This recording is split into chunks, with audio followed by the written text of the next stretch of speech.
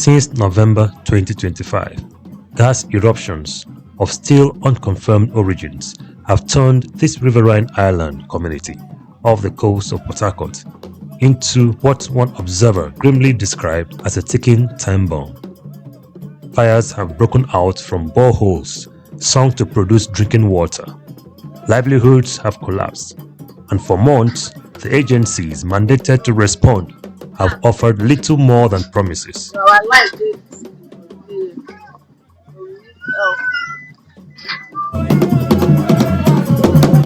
On June 13, 2026, the people of Bille decided they had waited long enough. By 8 a.m. in the morning, advocates, journalists, researchers, and community organizers have already gathered at the Nembe Waterside Jetty in Port Harcourt. What followed was a 40-minute journey across the creeks, a convoy of civil society groups and community-based organizations in the Niger Delta. Local, national, and international journalists arriving at Bille to bear witness. This visit was organized under the banner of the Niger Delta People's Assembly, a coalition convened by Social Action and supported by an array of partner organizations. When the boat docked at Bille, the delegation was not met with silence. The community came out to receive them the Ijaw way.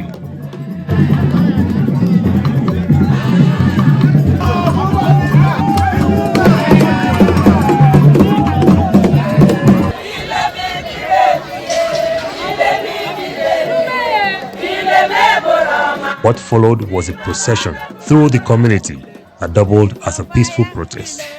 Men, women, youth, and children marched together. If they will beware and stop eating the money that is coming inside the community, let them use it to do something for the people. The delegation was taken on a tour of the affected site, and what they encountered was difficult to absorb.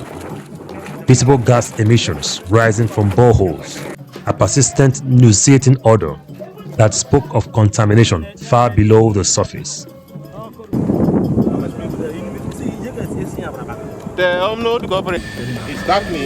Before the assembly was convened, members of the delegation paid a solidarity call to the Amainabo of Bille, His Royal Majesty, Honorable King Igbegin Kerry Ngowari Cornelius Herbert.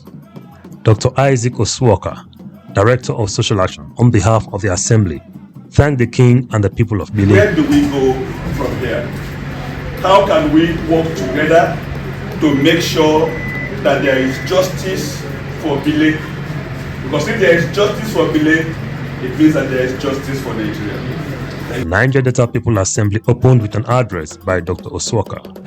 The National Assembly said in a resolution that shale should not be allowed to leave.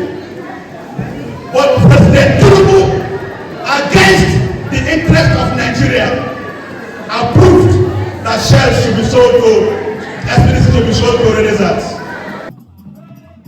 Other voices followed.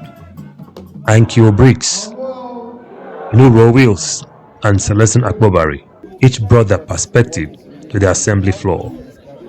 Women and youth leaders, including the Ijaw National Congress, spoke of the broader pattern of abandonment that has defiled the relationship between the Nigerian state and the oil-bearing communities for generations.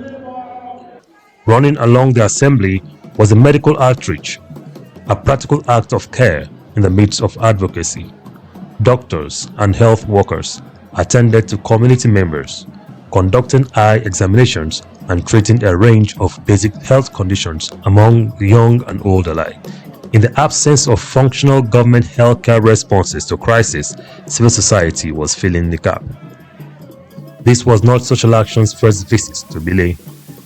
The organization had documented the crisis, published its findings, and engaged the responsible agencies for over many months without concrete responses from them.